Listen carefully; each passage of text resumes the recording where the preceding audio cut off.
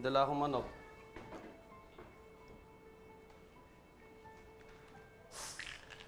Mataas na naman ang presyon mo.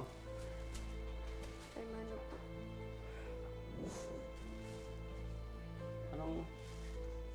Ano nangyari dyan? Ha? Anong nangyari dito? Anong nangyari dyan? Paano ka na naman, anak? Anong nangyari dito? May ipapakita po ako sa inyo pero wag po kayong mag-overact ha.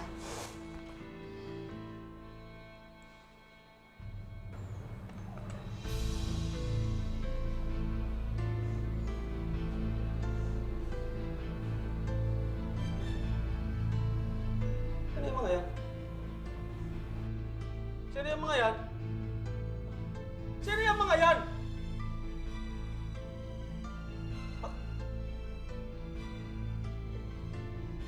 Sino itong mga demonyong to? Sino itong mga to? Bakit ginaganyan nila anak ko? Sino yung mga yan? Saan nakatira yung mga yan? Anak, samahan mo ako! Papatayin ko yung mga demonyo yan!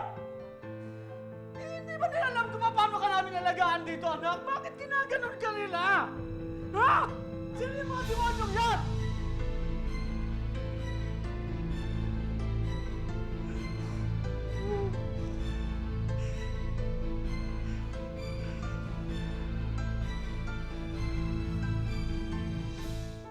Sa muli nilang paghaharap sa mga nambiktima kay Abby, mag-isang sumama ang kanyang ina.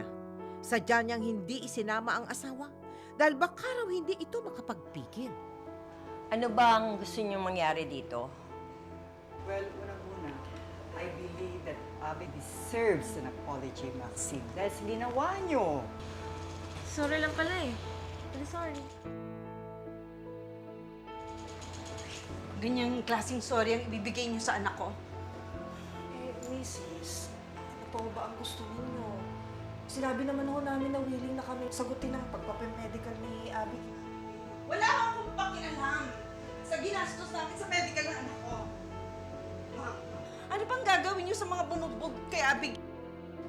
Ayaan niyo silang ganyan na lang? Hindi niyo maharap sa akin yung mga kasama ng mga batang to. Ma'am, please calm down, okay? Anong hinigising-gising mo dyan, ha?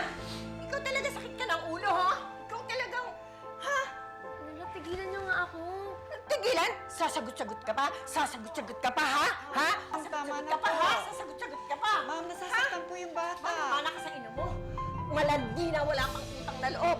Walang utak, walang ano. Ha?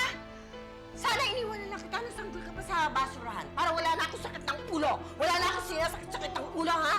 Ito, sakit ka ng ulo, eh. Sana tinapon nila ako sa basurahan kasi ginaganito niyo ako. Papa, bastos! Bastos ka talaga! Wala kang ano, ha? Ha? Halika na! Umuwi na tayo! At doon tayo mag-usap sa bahay. Sasang walang hiya ka talaga. Nako! Eh, ganyan dito. Talagang kailangan to. Oo! Walang modo. Halika na! Dito!